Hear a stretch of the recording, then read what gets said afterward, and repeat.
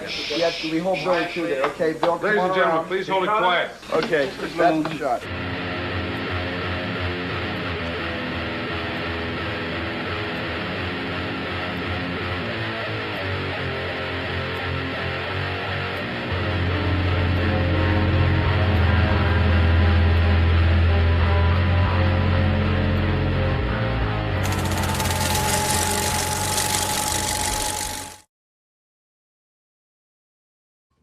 Thank you for ripping another ticket to Hellhound Film Club.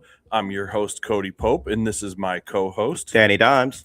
And as we truly are every time we do this, we're thrilled to introduce tonight's panel and special feature. Thank you so much, guys, for joining us tonight. It's a privilege to have you here with us for another special installment of Hellhound Film Club. But before we get too deep, first things first, tonight we're live from the spot in downtown Nashua, New Hampshire. One of New Hampshire's first drive bars and Gate City's most interesting entertainment lounge, featuring a delicious selection of premium ingredient mocktails, coffee, kava, and more. In addition to the brand new late night menu available now courtesy of the legendary Joanne's Kitchen. Check us out here for Hellhound Film Club live, free movie nights and podcast recording on Wednesday nights at 217 Main Street, Nashua, New Hampshire, when the doors open at 7. An exciting announcement. Starting next week, we are going to be pulling 2 random winners before the end of each episode. One commentator from last week's main video will receive a prize, and you'll have 24 hours to claim it via email.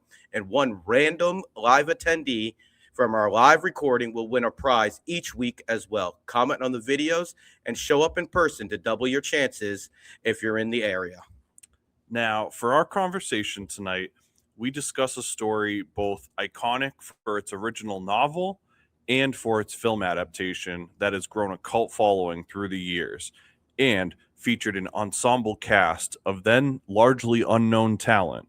We're discussing the 1983 film adaptation of The Outsiders from director Francis Ford Coppola. Filmed in 1982 for a 1983 release, The Outsiders went on to bring together an iconic cast of actors, including C. Thomas Howell from E.T., Red Dawn, and The Amazing Spider-Man, Rob Lowe in his feature film debut before going on to such films as Tommy Boy, Austin Powers, and tons more. Diane Lane, who went on to go in Chaplin, Man of Steel, Inside Out, dozens more. Of course, Tom Cruise, Mission Impossible, Jerry Maguire. The list goes on. How do you not have Top Gun there? I know. I should have. I have a thing with Jerry Maguire. So Matt Dillon, Drugstore Cowboy, Wild Things. There's Something About Mary. Patrick Swayze. Do we really need to say Red Dawn, Dirty Dancing, Roadhouse, Ralph Macchio from The Karate Kid, Emilio Estevez from The Breakfast Club and The Mighty Ducks, and more. There's so many people that went on to have career-defining roles in the years to follow. I also just want to mention, you guys know I'm obviously a big music head. Tom Waits also makes an appearance in this. Always makes me happy to see Tom Waits in a film. Francis Ford Coppola, most notable at the time for films such as The Godfather, Apocalypse Now, The Conversation, and many more. His films have gone on to become some of the most influential bodies of work in cinema history, staking a reputation on pushing boundaries, taking risks, and revolutionizing genres. Am I rubbing off on you over there? Literally. This week's free movie night feature, The Outsiders from 1983, while different in scope and perspective, perhaps certainly left a giant size impact on the world and the cinema film. Absolutely. Initially, Coppola had never sought to make a film about teen angst until he had received a letter from a librarian in California who wrote on behalf of her 7th and 8th grade students about adapting the book version of The Outsiders. The letter said, We are all so impressed with this book, The Outsiders by S.E.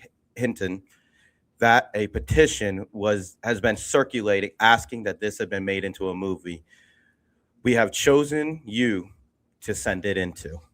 attached to that letter was about 15 pages of student signatures written in different colors.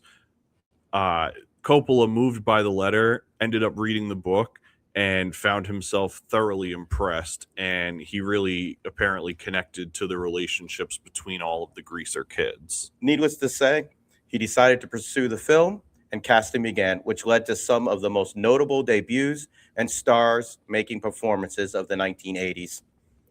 Just for reference, too, some of the people that auditioned for this is and wild. did not get cast include Sean Penn, Timothy Hutton, Mickey Rourke, Robert Downey Jr., Anthony Michael Hall, Dennis Quaid, and Scott Baio.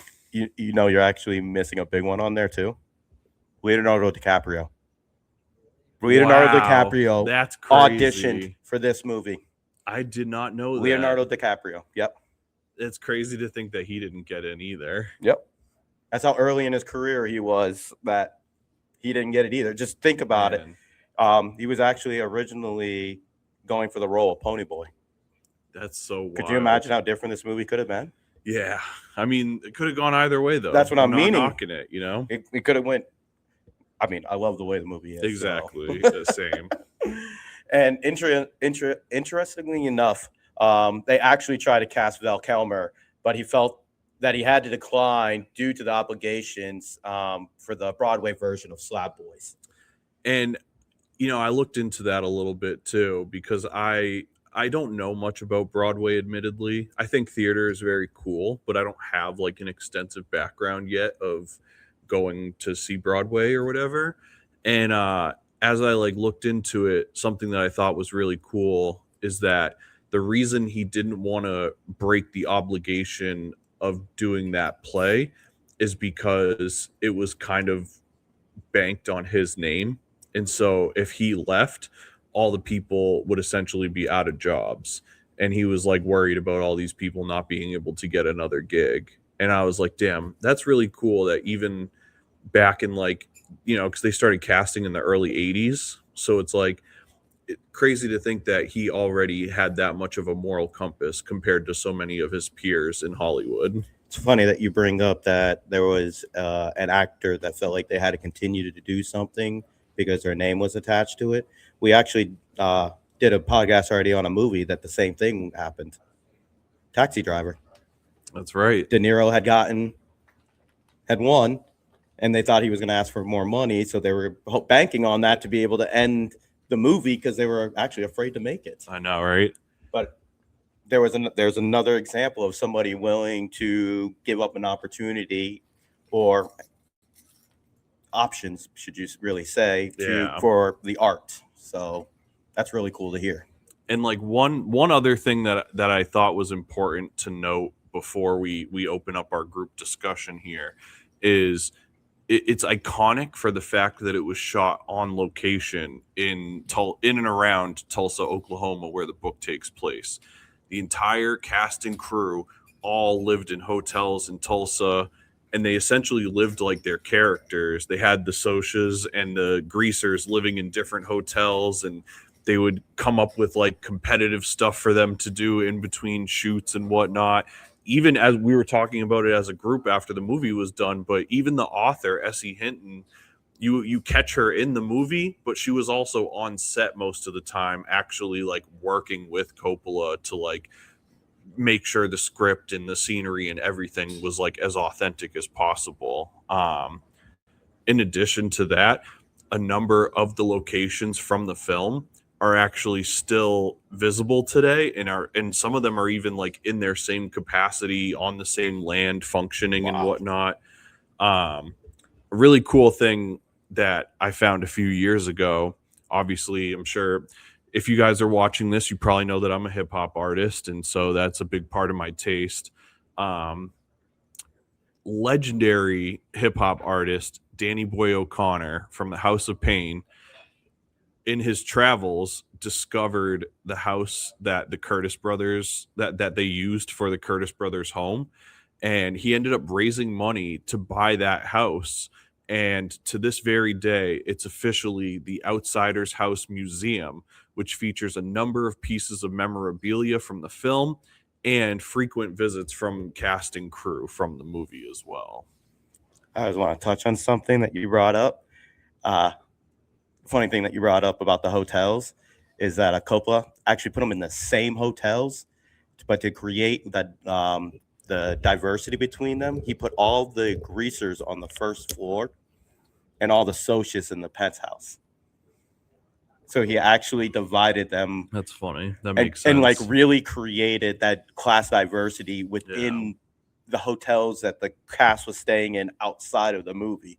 So he was like, you guys are going to stay on the first floor because you guys are poor in the movie, and you guys are going to get to stay in the penthouse because you guys are the rich people in the movie. Right. Like, it's crazy because other movies we had talked about in the past, like about how like the cast had become like diverse and created like their own diverse little groups within the cast. Like even during like lunch, they would sit together and talking about Planet of the Apes.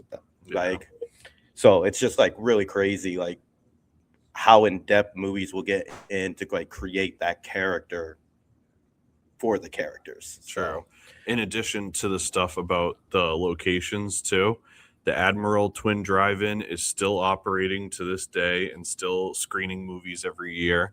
DX gas station seen in the film where the brothers work is actually still there today and has actually been restored to look like it did in the film. oh wow. There's basically between Danny Boy O'Connor doing the Outsiders House Museum and the owners group of the DX gas station, there's a number of different businesses that are basically increasing their efforts to preserve the Outsiders nostalgia all throughout that area. So it's like kind of created this like really interesting Hollywood sort of like Small town movie attraction kind of thing. That's cool. Yeah, it really was cool. That's funny because I didn't know that information, and be honest, I actually wanted to go to Tulsa because I have become a fan of Tulsa King with Sylvester Stallone. So I wanted to go to Tulsa for that reason, but like, oh man, now that I know this information, now I have another reason to go to Tulsa. Yeah, for sure. I just wanted to go to check it out because I just thought it was like cool, you know. I was like, Right. This is kind of like neat. I always like finding out that like it's filmed in like a real town just to go check it out, just to be like, oh, that's where they filmed this scene or that's where they did this scene. Yeah, and we were talking about it last week with Tyler too about High and Low, how it's rare for movies to be shot on location. Yes, and there's something really soulful about like knowing that a place could still exist, that like something was filmed in, versus like a sound stage where it's like, all right, we got our shot, let's tear it all down. It doesn't exist anymore. It will never exist again. Yeah. Well, that's like just recently up here in this area, it happened when they filmed Beetlejuice 2. That's right.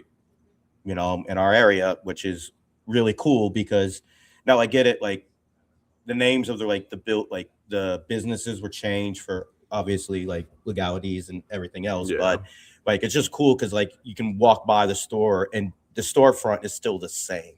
Like, you know, that's what was filmed. So it's like, hey, I'm here. Like, this is where it was filmed. So it's kind of cool. It's like when I flew out to Hawaii, they filmed Jurassic Park in Hawaii and they still have the T-Rex print in the ground. So it's kind of like that cool thing, you know, it's like, oh, that's where it was filmed. This is where it happened. And then it just kind of gives you that moment when you first saw in the movie. And I've always I really enjoy that. So I feel you on that. You just made me think of this before we dive into the open discussion. I saw a video on YouTube about McDonald's. Not apparently, their video shows it.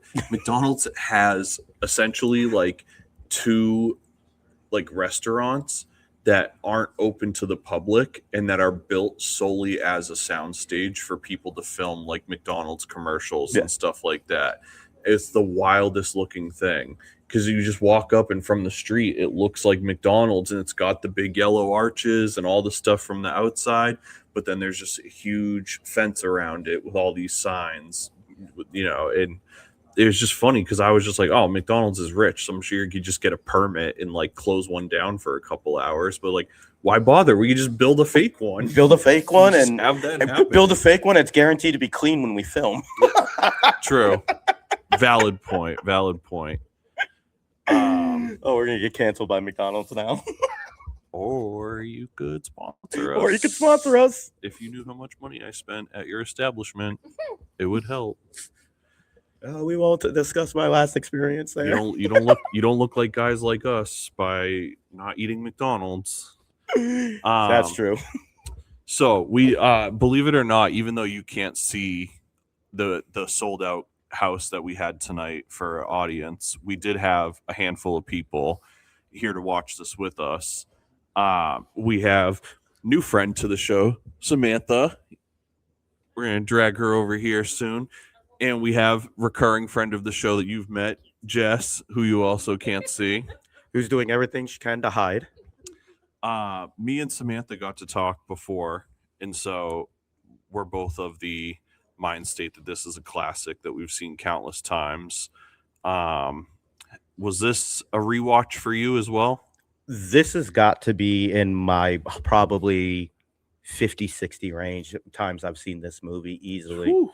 Well, I will state, growing up, it was a school curriculum for me. So I will say probably from 7th grade clear up until my senior year, it was part of the summer reading, or we read it in class, and right after you read it, there was a movie day to go with it. So I have definitely I've definitely struggled and read through this book many times, and I've definitely watched this movie countless times. I mean, this is one of those movies where if it's on TV, like it stops. Like, I don't know what it is, but this movie has always resonated with me. Also, I think growing up, when I did, a lot of these actors, I would say, grew up with me, like their careers. Yeah. So, and it's always great for me to go back and see like where a lot of these people, started from and like worked their way up into, some of them, the absolute major Hollywood, megastars that they became. Yeah. So for me, this is just a movie that like really touches like a piece of my life, really, because it's been a part of it for so long. It's weird.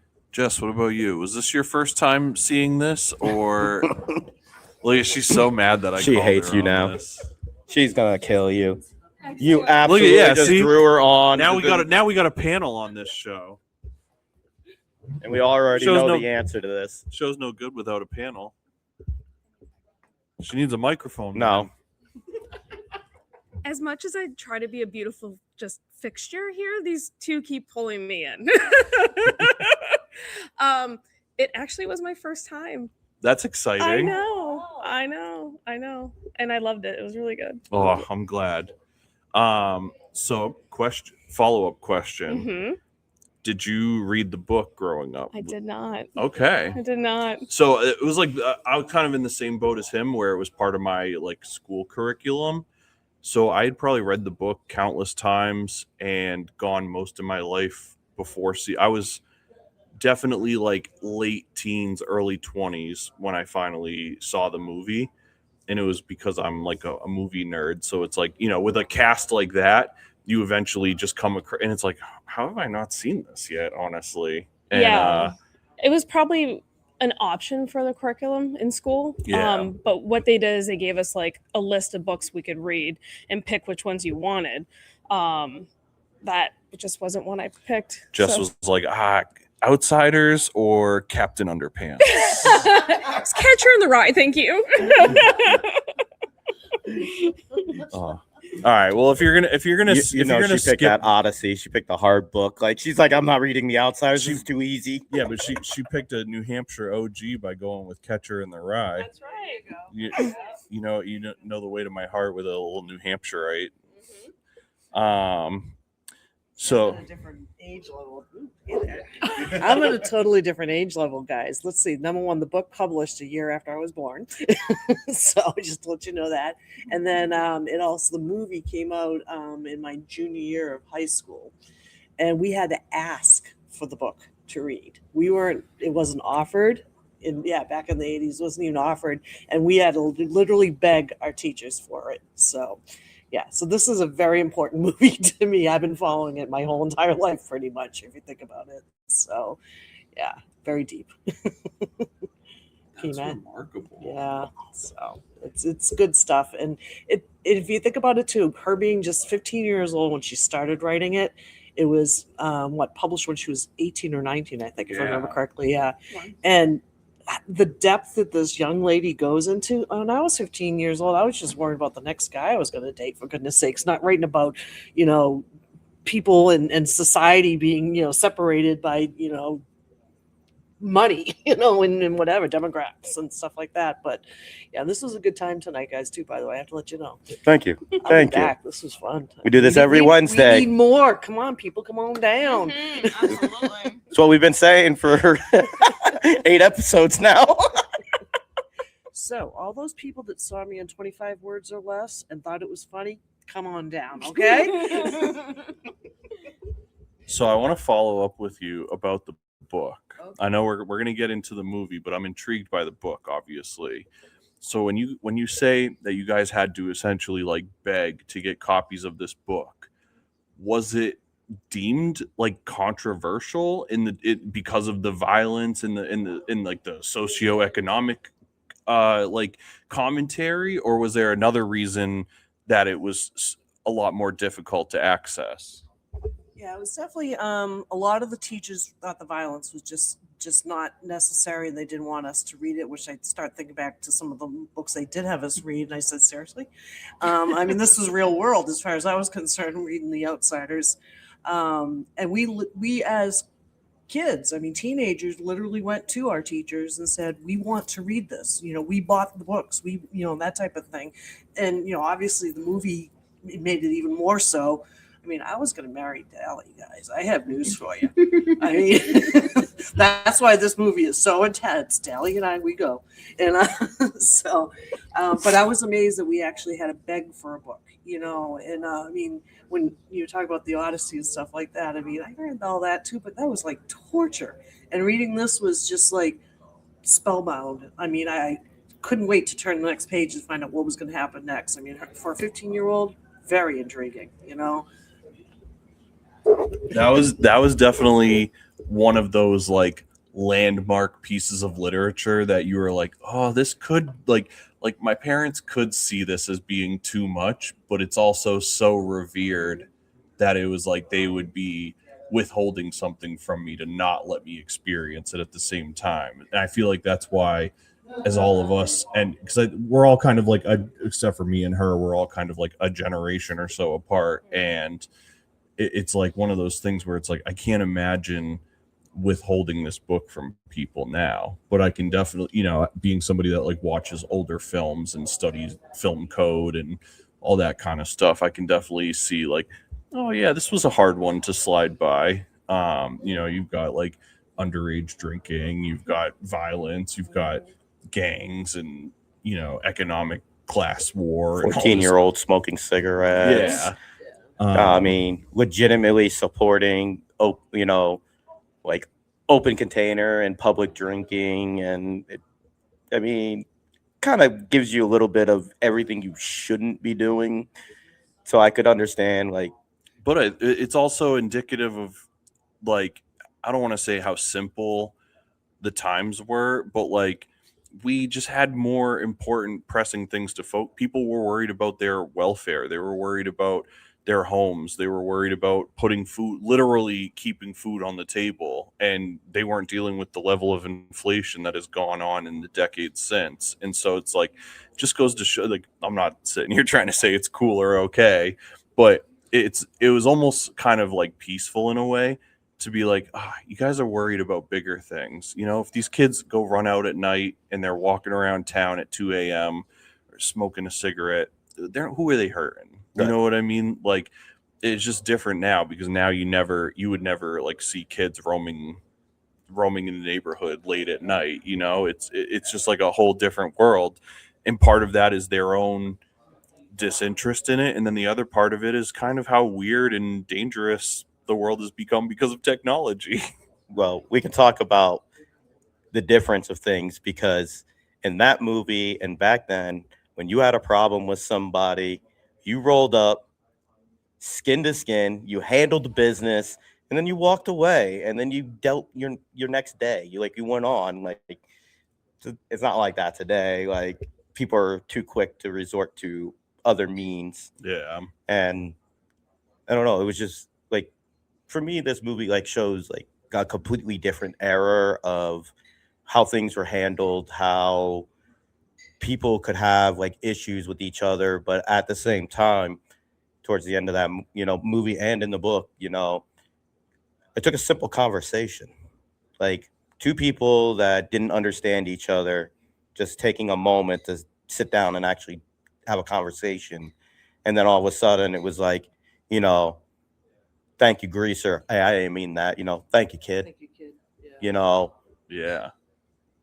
We don't have those type of conversations anymore. We're like too busy yelling and fighting with each other. Just even the relationship of the brothers. I mean, number one, Patrick Swayze's character happened to bring up his two younger brothers, the responsibility level there.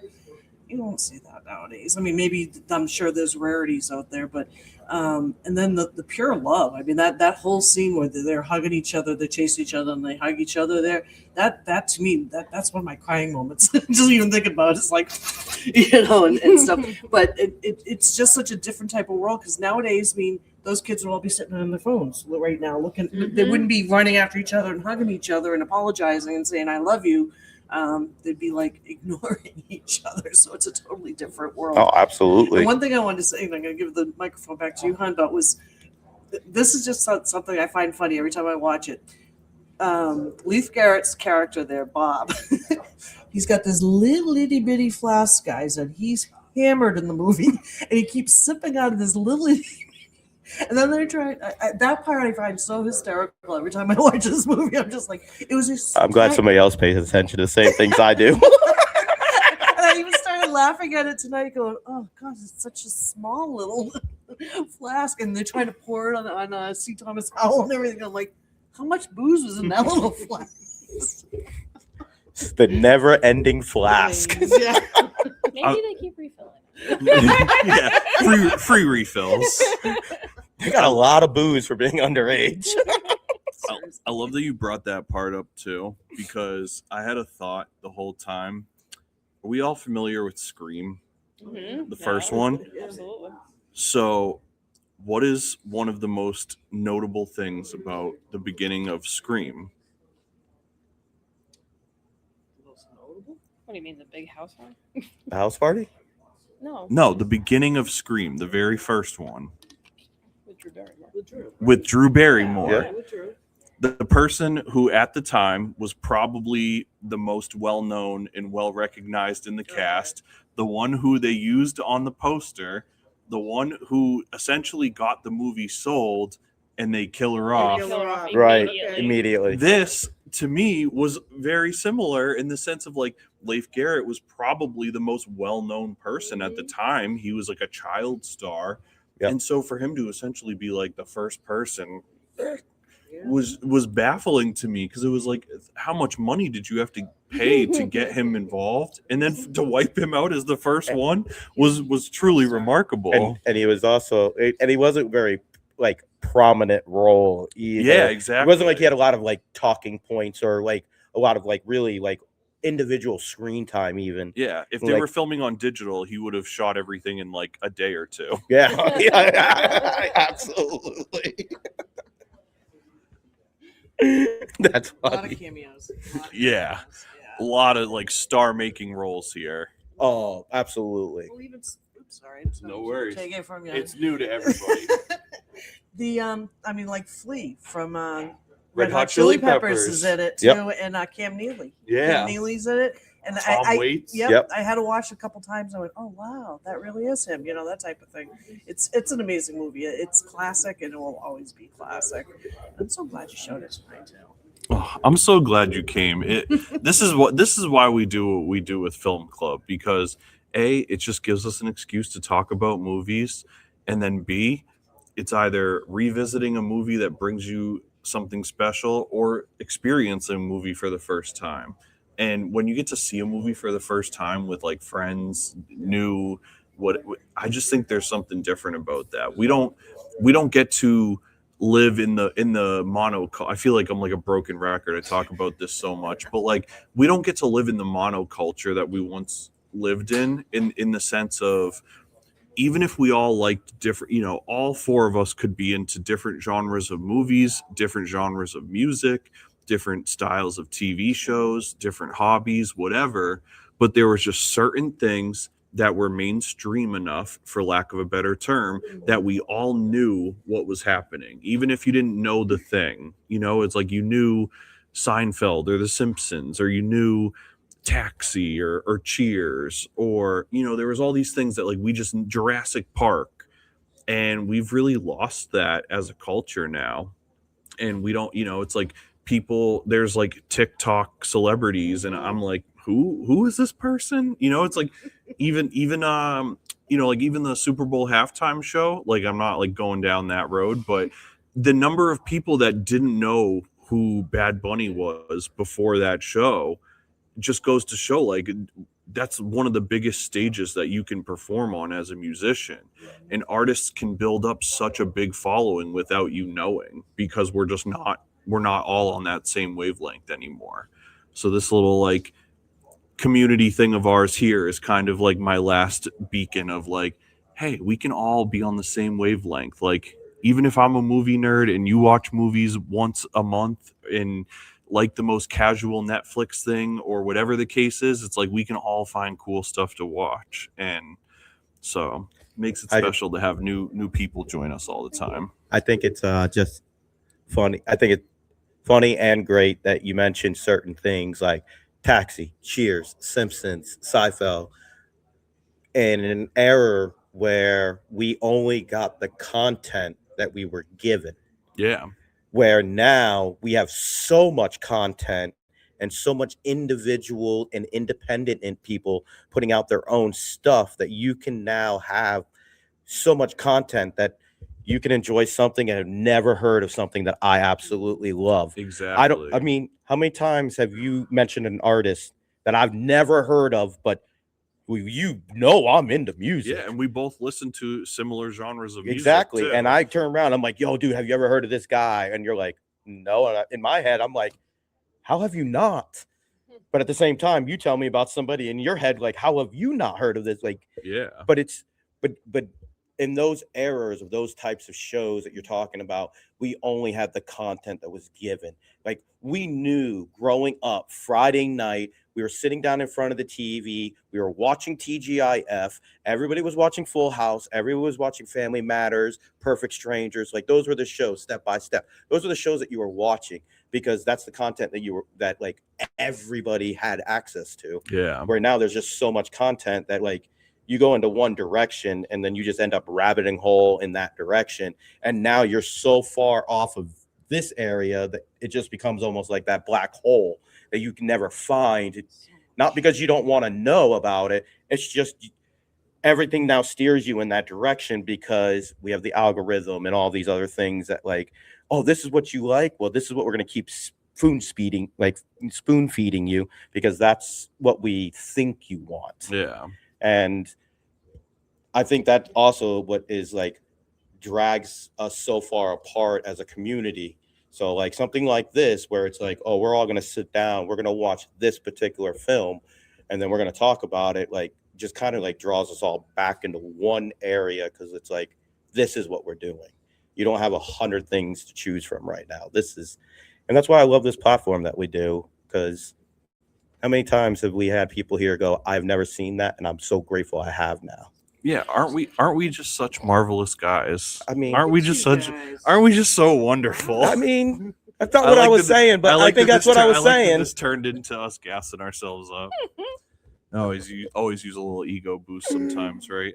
Hey, nobody else does it for me. I guess I got to do it myself. Amen. So I want to go back to something, because we'd both kind of mentioned around what age and stage in life we were when we saw this the first time. You just saw this for the first time tonight, Do you So she remember- was today old. Yep, Today old. she was today years old. Do you remember like what age, what like time in life you were the first time you got to see this? Like what was the circumstance? So my freshman year, I was 13. So 7th grade, so 11 would be the first time that I would have read this book in 7th grade. And obviously back then it was really great. We would read the book, and we would have our discussion, our book report, and then the following day the VCR and the TV came out. Yeah. So I will definitely say 11 was definitely when I first saw this. I mean, vividly can remember that. So this next question is for both of you guys. Sorry, this won't apply to you. Up until I want to say, I wish I had wrote down the dates. I want to say it was 2008 or 2009 when they finally allowed Coppola to do what we watched tonight, which is called the complete novel, which basically added about 20 some odd minutes to the film. So having spent a lot of time seeing it in its original state, and I imagine less times seeing the complete novel, what was the difference in experience like for you guys? How did having that extra footage change how you saw or felt within the movie? I just thought it answered a lot of my questions in my head. Obviously, I had read the book, and you had a lot that was left out. A lot of different things that were put in that I didn't expect. But it answered questions that I had. I'll tell you, that whole courtroom scene and everything like that to me was pivotal. I mean, because it really did. It brought together the boys for starters there, because that was I questioned what happened. What happened there and stuff. So I thought that this version is, if you watch the first one, you got to see this one. That's for sure, because it answers. It really does. What do you think? I'm gonna have to agree with you on the courtroom scene was definitely a massive scene that was not in the original version. Not only did it bring the brothers together, but it also showed the socialists getting on stand and openly admitting that they went out looking for trouble. So like that part of it, like, to me, it almost like not only like not guilty for Pony Boy, but it almost gave you a sense that Johnny died cleared. Johnny died like not knowing that like he was cleared, but at the same time, but it was almost like that, like, Like good for his soul. Kind yeah, of, like his soul can rest at ease now. Like Pony Boy was, proven not guilty. If you were still alive here, you would have probably gotten not guilty in self-defense. Like this would have all been different. Which then, of course, like leads back to the whole should you have ran away? Like, should you have taken off and hidden? Because if you didn't do that, then of course you wouldn't have been there with the building burning. And then there's like the whole little side thing, because it's like, okay, the church was burning down, but why was it burning down? You guys were in there smoking cigarettes and running the fire. Like, could have been you guys that may have accidentally started the fire. And now you run in and you save all the children, almost kind of like cleaning your conscience. Like there's so many like undertones. And I just feel like that courtroom scene was pivotal to kind of like wrap up the movie completely, and almost like finish it off without any like questions. Because I mean, in the original, there is the question because you don't see the court scene, so you don't know that he got off. So it's almost like there could have been an Outsiders too. There kind of was in a way. There was a TV series. We had, you got, well, not only that, but Rumblefish. Coppola stayed in Tulsa. So while they were filming The Outsiders, because S.E. Hinton was on set, the two of them wrote Rumblefish, and then he stayed in Tulsa and kept as many of the cast members and crew members as he could, and they filmed it essentially like in the next year. So I think they went to Tulsa in 82, filmed, and then 83 was when. I was trying to think of when the release date is. Like, this podcast isn't based on release dates, so I'm aware of that. So this came out in late March of 83. Yep. So that makes sense. So they were probably filming in like March to May of 82, and then post-production. So while it was in post-production, presumably they already were doing work on Rumblefish. Yeah, I was gonna say they could have wrapped up, sent everything in for post, and they could have started filming a few weeks after they finished, wrapped up Outsiders. They could have been filming in 82. And I'm not going to lie, I have like a personal bias. I was saying this before, like Outsider, this is a brilliant movie. I love it so much. But when you put the two side by side, Rumblefish always holds such a place in my heart. It's just something so powerful about it. And it just like hits so fast and so hard that it's like, it always like hits me right in my core a little bit of just like, oh man, like, and I can't imagine like spending 2+ years living in Tulsa, Oklahoma in the 80s after being like a Hollywood elite, and just the difference in lifestyle that was, and then making these movies that were like very teen angst, you know, battling life and depression and stuff. I'm like, it must have been a heavy time period in Coppola's life, and I just can't imagine what that was like for him and his family to be like, hey, we're gonna keep riding it out in Oklahoma here. I'm like, yeah, exactly. I'm pretty sure if he wanted to live comfortably while he was there, he could. True. So, I mean, yeah, it was He's a Tulsa. gambler, though, man. You know, even today, think about Megalopolis. He sold his wine company and invested something like $120 million of his own money over 20-something years to get that movie made. Yeah. And he's like 80-something years old now, you know? Like, he's still very much wants to be making movies, and it's just like incredible to see the breadth of work. Yep, exactly. She had a nice little cameo in there as well, which was funny. Okay, so I have one for the whole panel here. I'm going to start with you because you're right here. What do you feel was the most standout acting performance in this? Clearly, we had an ensemble cast, debuts, star-making roles, young, older, all sorts of stuff, and everybody was pretty phenomenal. But I imagine there's somebody that stands out for you. She's that gonna really marry him. She's gonna marry him. That's just because he was smoking hot. But I have to go with Ralph Macchio. I just thought the trembling, you know, after he stabbed Bob, I mean, the trembling in his face and the look of fear and his just looks were amazing. And even when he realized that the rings on the fingers of Bob, that's the man that hit me, you know, that type thing, and the look in his face, you know, and stuff like that. And then I have to tell you, Cherry, I think she brings she brings the love part of the, you know, she saw both sides, and the Graces. Is that what you got to say? Personally, that situation right there gives me the Romeo and Juliet feel. Okay.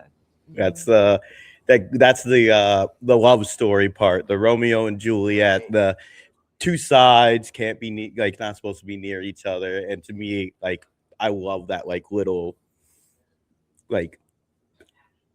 add in, you know, right. And that. She's her character too. If you think about the time when the book was written, she's a pretty powerful young woman there. She opened her mouth. She spoke her, and then went to see the part with the in the courtroom too.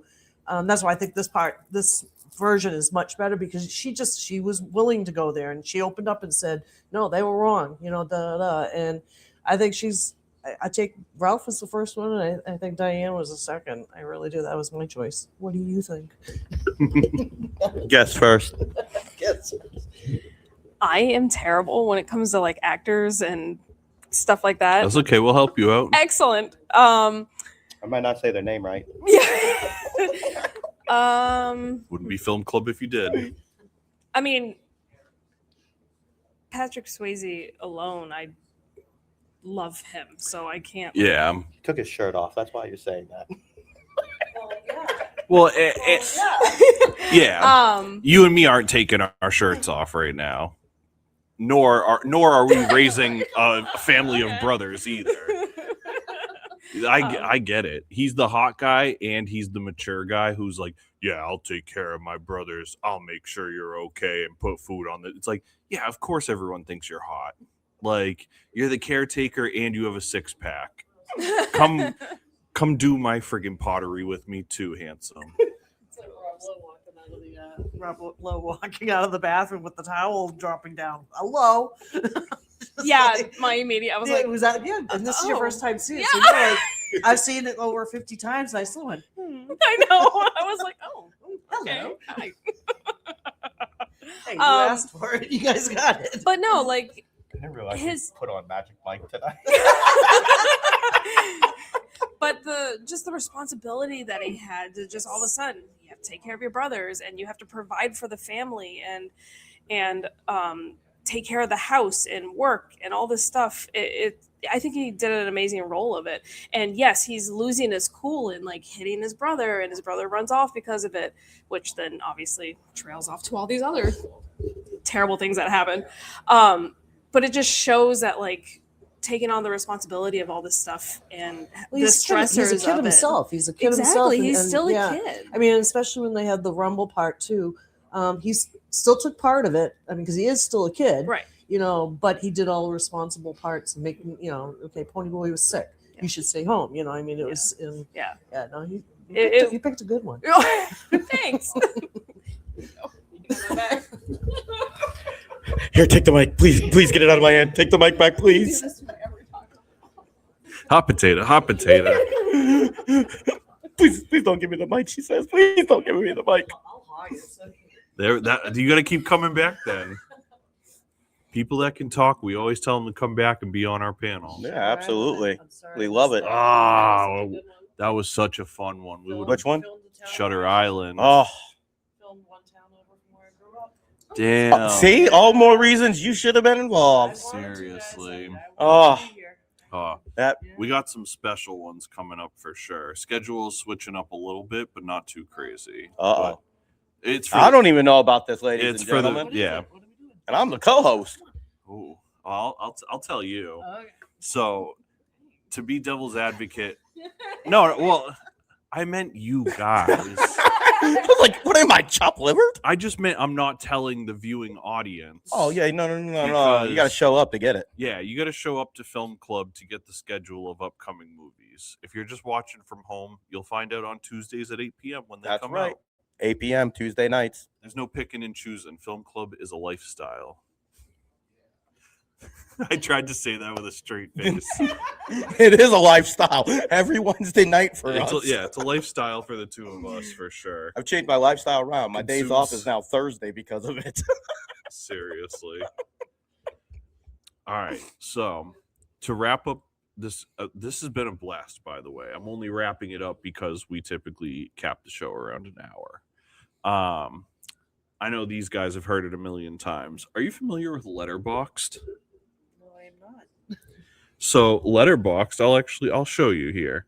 So Letterboxd is a movie rating platform. It's essentially social media that is solely for your movies. So like I have my favorite movies, and then I have everything that I watch.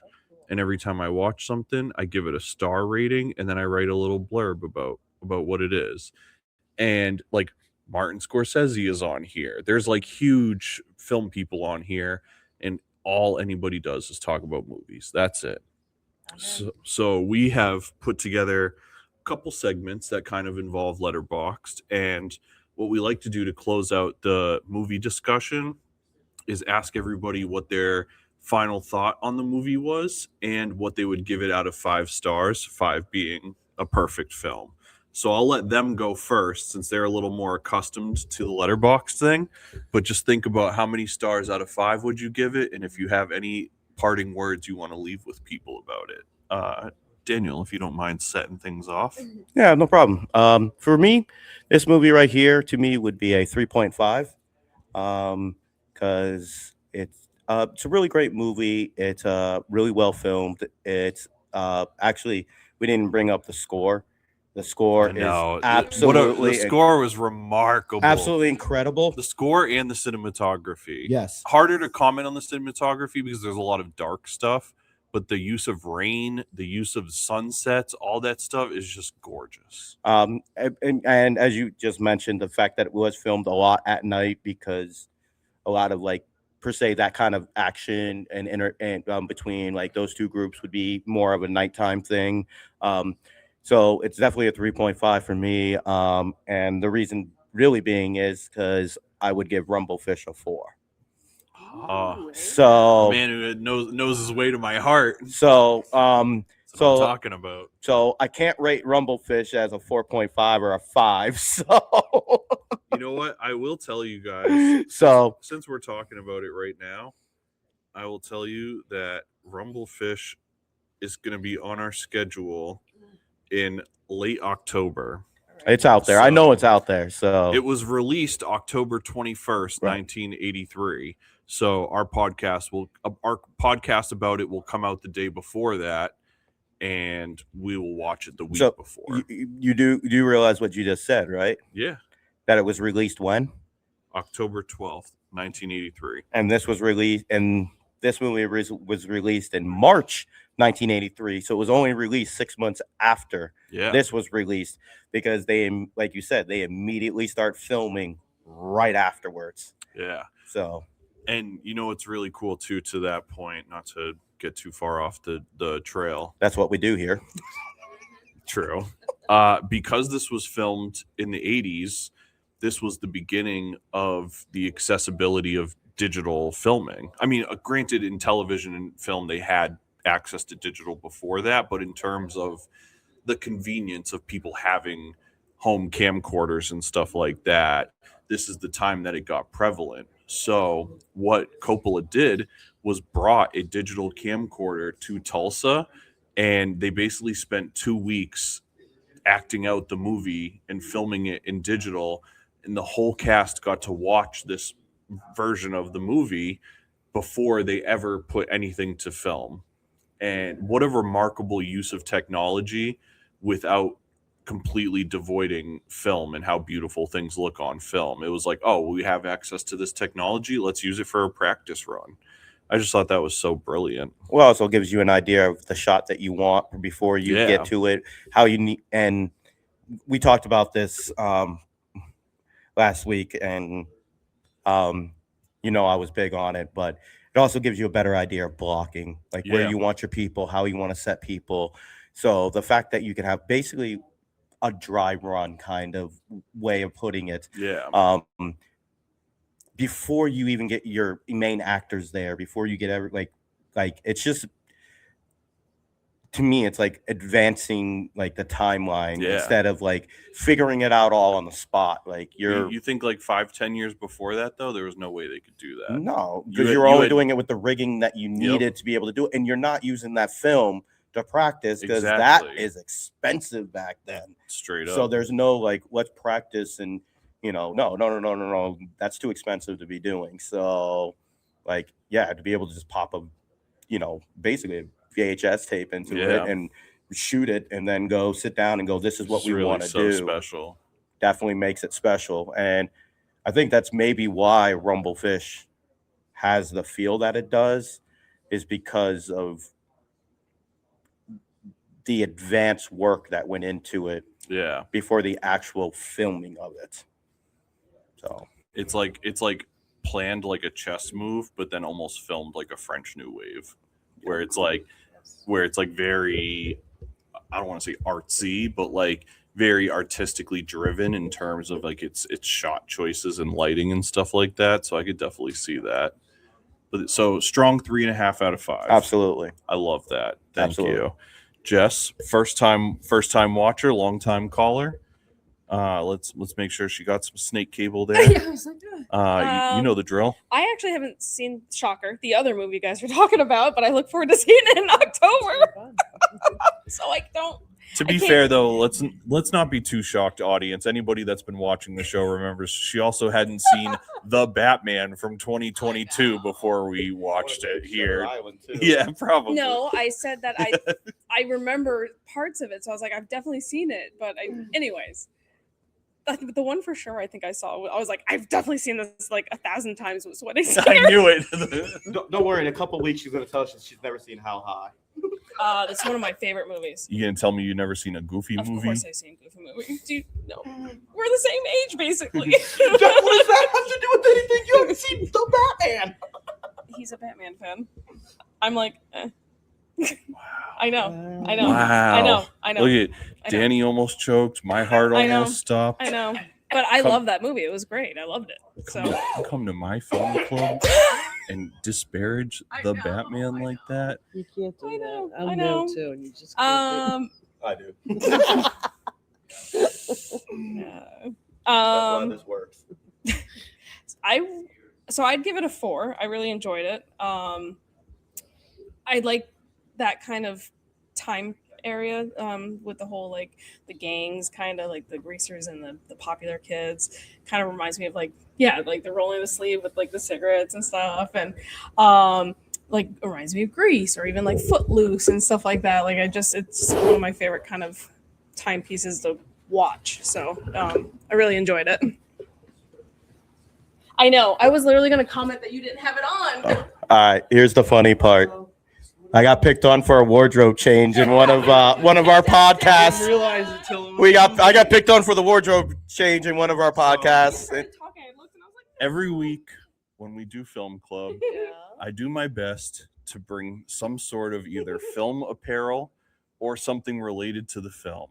This one was not that easy. And so a denim jacket with a shitty popped collar was the closest thing I had to looking like a greaser. And I told these guys when I showed up, I was like, I brought my greaser's jacket. I'm going to wear it on the show. And I forgot to do that. So here it is. There you go. You guys can't see it anyways. It's dark, whatever. All right. Oh, I'm All right, my so jokes in my head now. I'm new to this numbering here, but okay. Now, if I had to give it a 1 to a 5 when I was a teenager, when I first saw it, hell yeah, 5, guys. It would have been a 5. Yeah. Now that I am a movie fanatic, and I've seen other, type things. What I do like about this before I give my number, and you brought up a couple movies that made me think the same thing, but it reminds me like West Side Story. I mean, it's like, and like that scene where Bob gets stabbed and there's blood in the water and it just like die in the water. I mean, it's, nowadays it'd be real blood, that type of thing. So back being a teenager in the 80s, yeah, it would have been a 5, but right now I'm giving it a 4 because it's just such a straight stand-up perfect story. It talks about society the way it is even to this day. I mean, where there's always going to be socialists, there's always going to be greasers, even what's going on in our world at this very moment right now too. The rich are getting richer, the poor are staying poorer, and it's just, and so I give it a solid 4. Solid 4, my friend. I hate to bring this up, but you talk about, how it's the rich versus the poor. At this point, it's not even that. It's the right versus the left. It doesn't matter what your diversity or your class is of money or power or anything. It's now just left and right. All right, we'll do a Patreon podcast. We're staying That's late, right, gang. Patreon. Speaking of, for $1, you can go on Patreon and support us over there. Get some bonus episodes. Yeah. Get some audio cast of the original film, Hellhound Film Club. That's right, back from 2021. That's right. The original, when they were only doing audio and there was no video, and that's the only way you can get any of that is on our Patreon. Been on there since 2018. We're gonna get more and more content in there. And right now, for $1, you can subscribe. After so many subscriptions, that dollar tier will go away. So get grandfathered in while it's still available now. And that's at Patreon. And that is Patreon. Patreon.com/Hellhound Publishing. We have a lot of fun on Patreon. We do. And all the movies that we can't show here in public, we watch on Patreon. It's like we'll either get together at my house or we'll hop on a remote call and we'll be like, hey, we just watched 120 Days of Sodom. Let's talk about it. Or or we watch Grandma's Boy. Yep. You know. Hey, you're my kind I of- just watched you. Exactly, I just right? watched Human Centipede. Oh my gosh. Yeah, we can't show that here. I'm telling you that right now. That cannot be seen through that window. I know. We have had a couple. Oh man, we showed Taxi Driver. That one. That was a great one, but there was moments where all I could do is I'm sitting here watching the movie project as people are walking by, and Oh, and I just started being like, not this scene, not right now, not Yeah. right now. Like There's been a couple times, like, a but couple close calls, Yeah, but we're it's cool. okay. And I've hit up Mike a couple times and been like, this is the movie I'm thinking about screening. Is that okay? And he's like, yeah, he loves it. He's super supportive. You know, we have a good Best symbiosis. venue ever here, guys. Amen. Best venue ever. The Spot. That's right. The Spot, 217 Main Street, Nashua, New Hampshire. So as you guys know, my review will be in full on Letterboxd shortly after tonight's event. You can follow me over on Letterboxd at Cody Pope. Quite simple. You can find all of my movies, all my reviews, all that kind of stuff.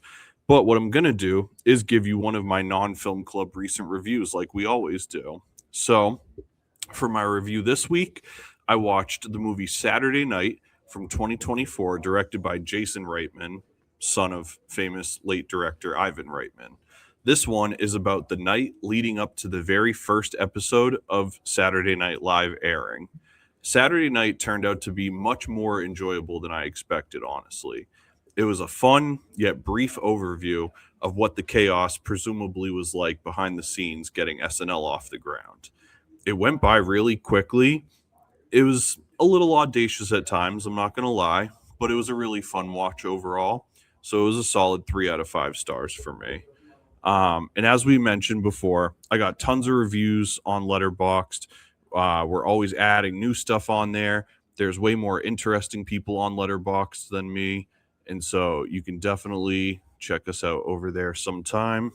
And before we head out, we're going to run through some screenings and event listings for you guys. As always, if you have a film event or some sort of film screening, cinema-based event, Q&A, whatever the case is, shoot us an email at hellhoundfilmclub@gmail.com, and we would be thrilled to plug your events. Danny, do you want to kick us off? There we go. Big stretches. Here we go. Oh, hold on. Let's get the counter up in the corner. See how many mistakes I make. Let's do one better. Let's do one better. Let's kick off these events. All right, March 18th to the 22nd, we have Boston Underground Film Festival at the Brattle Theater in Coolidge Corner. Founded in 1998, the Boston Underground Film Festival is an annual event held in the Boston area that specializes in alternative films and video.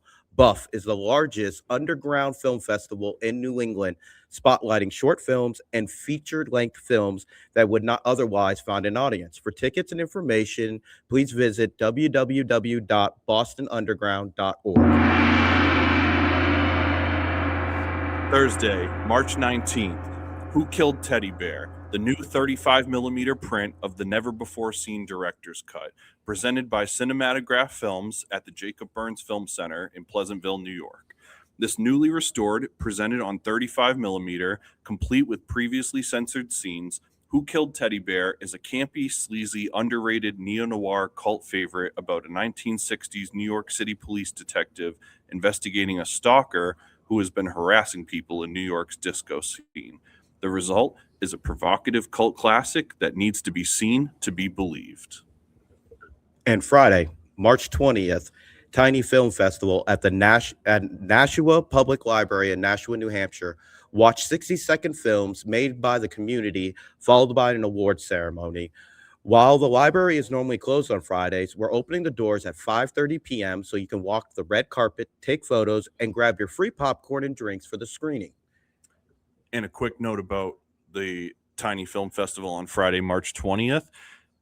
Where we are right now is the spot at 217 Main Street.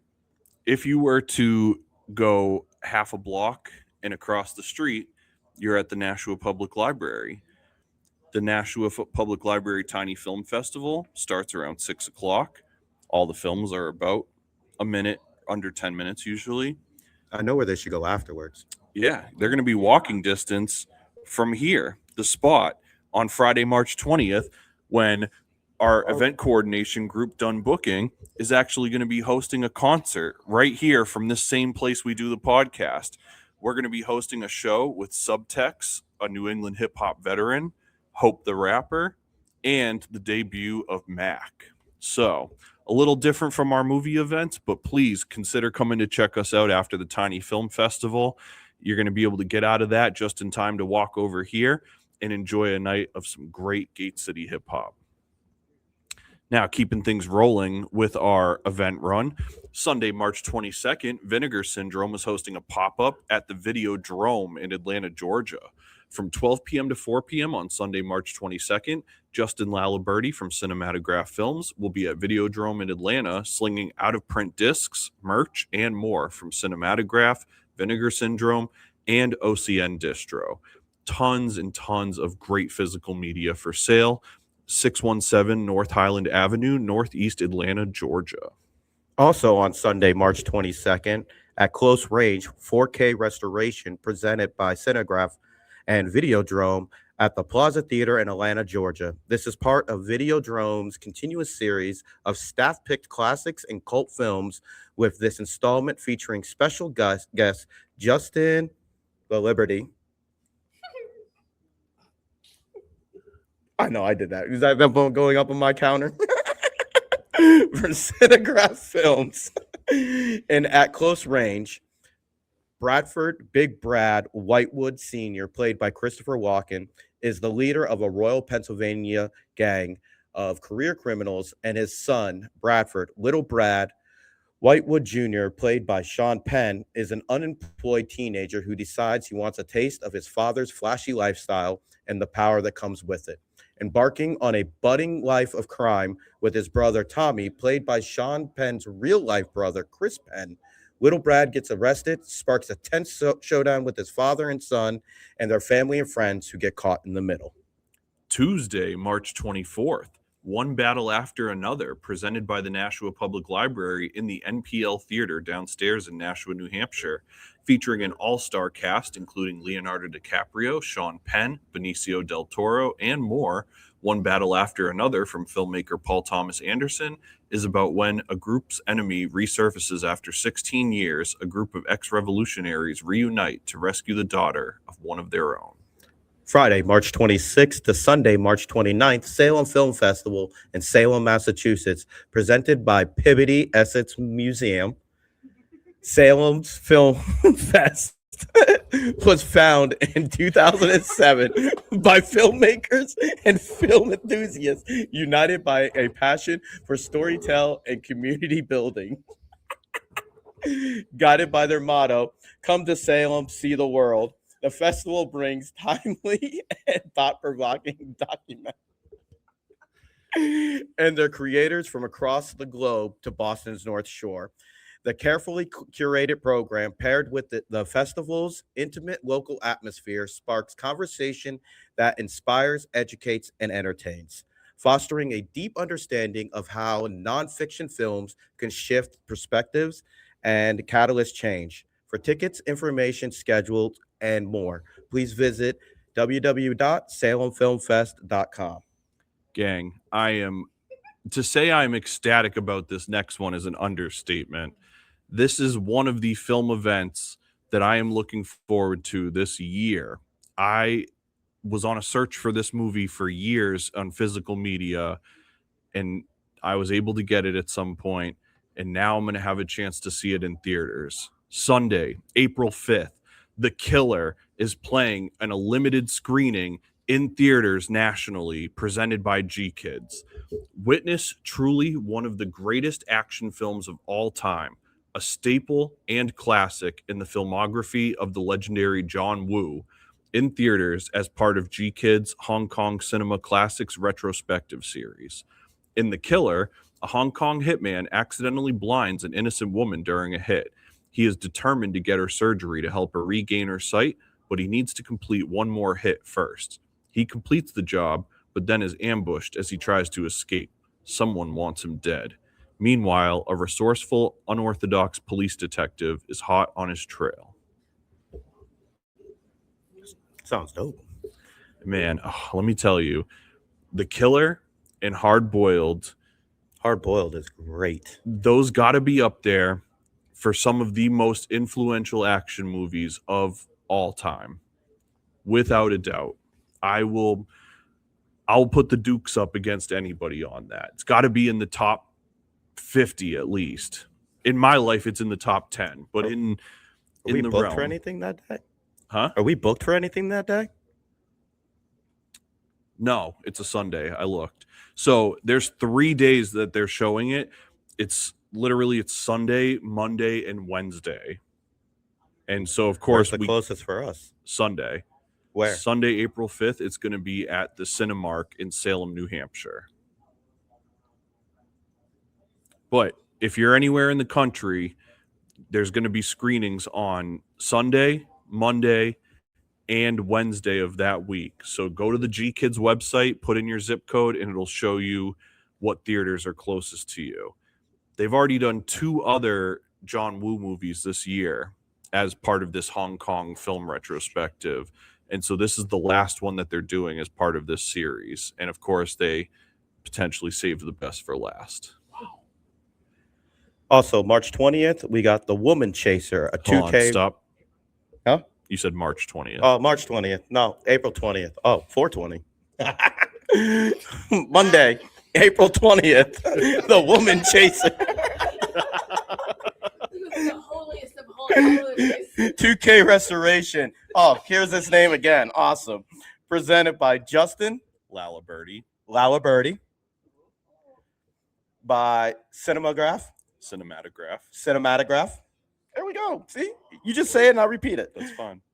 At Nighthawk Cinema in Brooklyn, New York. This 1999 slept-on comedy gem starring Patrick Warburton, who some may recognize as a voice actor from Family Guy or the first live-action version of The Tick. Holy wow. Is about a 1950s used car salesman wants to make a low-budget film about a trucker who accidentally runs down a child.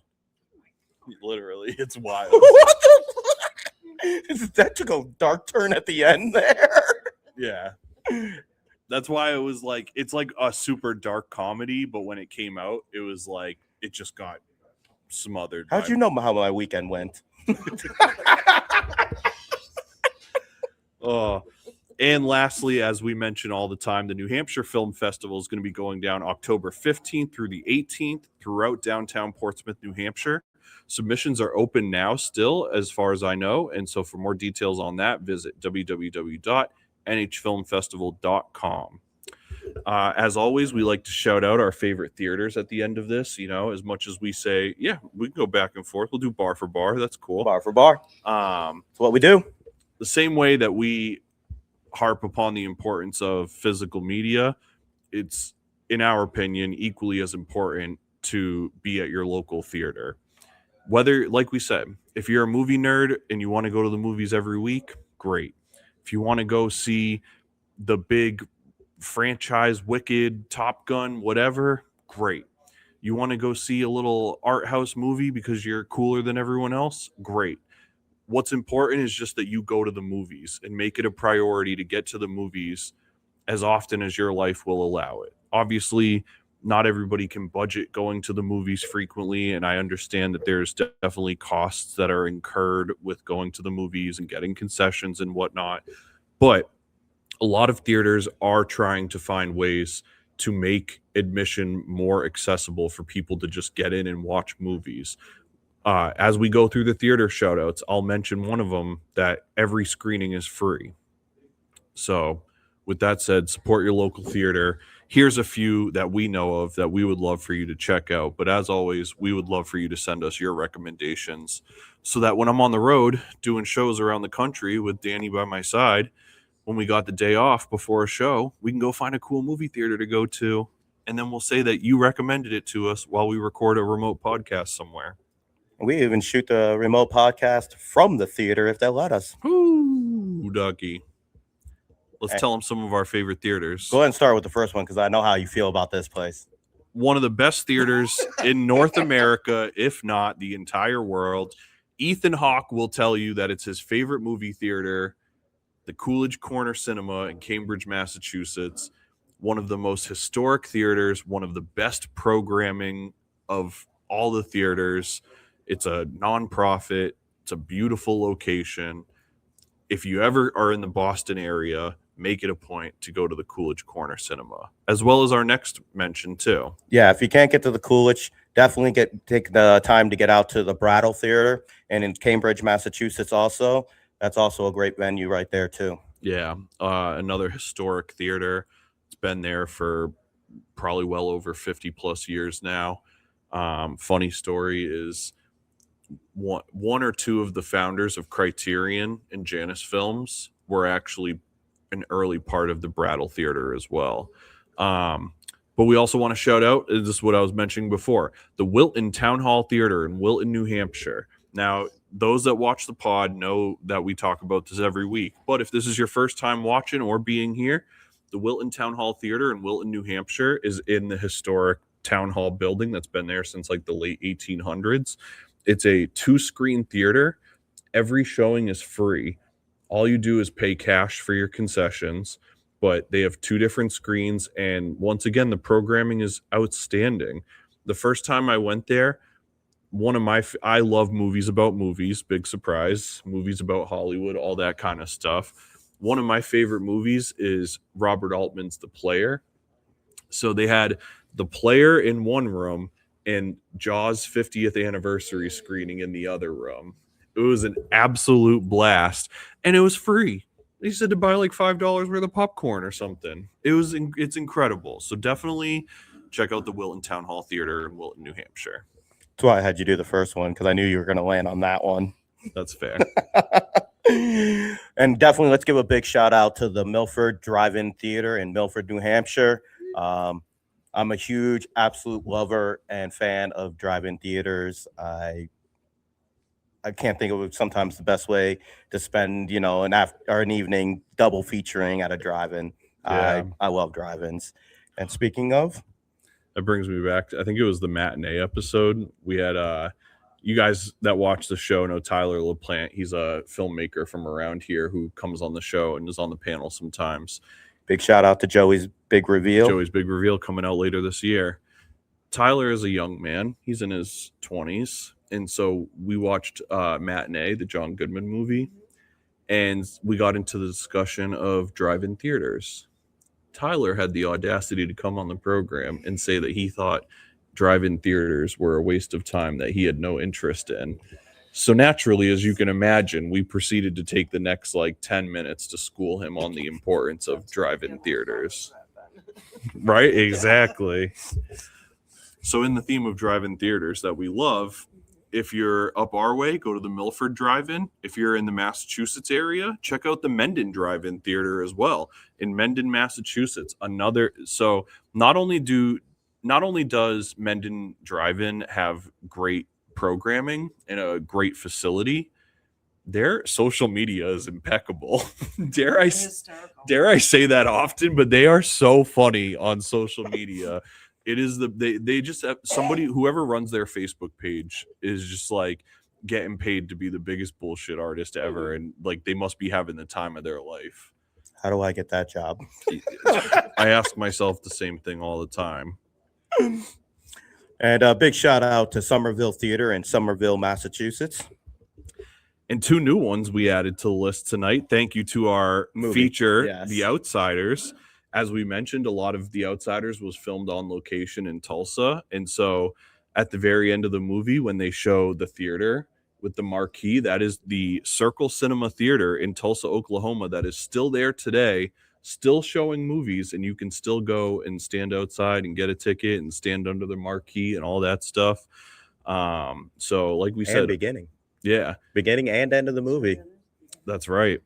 And in addition to that, We have the Admiral Twin Drive-In in Tulsa, Oklahoma. Again, from the outsiders, baby. and once again, they're still kicking, celebrating over 50 years in business. The right side in the movie was closed for repairs. The left side was showing 2 films. Do you know the 2 films? Do you remember them? Oh, no, I wish. You gonna stare at me or tell me? The Beach Bingo Party, and then the Muscle Beach Party. That's awesome. Yep. Oh, that's so Yep. good. Oh, well, thank you guys so much for being here. And thank you guys so much for tuning in tonight. Please be sure to subscribe to our main YouTube channel. What is it, Danny? Our main YouTube channel? That would be Hellhound Publishing, baby. And then we've got the Hellhound Film Club. And I've actually got something to read. I stepped on you. That's why I was trying to back off. Yeah, I know. So I I got was just trying to excited. fill in. But so thank you, everybody, for tuning in so much. Please be sure to subscribe to our main YouTube channel at Hellhound Publishing and subscribe to our newest channel, Hellhound Film Club, dedicated to shows as well as bonus clips, exclusive bonus episodes, interviews, and more. Those subs and comments really take us places. So please interact. Costs nothing to subscribe to us on YouTube. And if you have a couple bucks to spare, consider being a part of our Patreon community for just $1 a month for exclusive and early access to Hellhound Film Club, as well as additional bonus episodes of Film Club that won't be on either of the YouTube channels. In addition to all of that, you'll get access to all of our other podcasts, music releases from the Hellhound Publishing record label, and book releases from Hellhound Publishing as well. Since 2018, we've been on Patreon, adding content and maintaining our $1 tier on top of anything else you might want to do. But join today, be a part of our $1 tier, and get access to everything on our Patreon. Join while you can. It's available at patreon.com/Hellhound Publishing. Your support on Patreon and everywhere else is going to help us get new equipment and continue to make this show a much better produced piece of content for you to enjoy after you just watch some great movies. And don't forget, you can join us here every Wednesday at 7 p.m. at The Spot in downtown Nashua, New Hampshire for our free movie screening and live recording of these episodes. That's Wednesday night at 217 Main Street, Nashua, New Hampshire. Come on down, watch a flick, grab a drink, eat well with good friends and good people. And guess what, everyone? Don't forget the popcorn. Good night.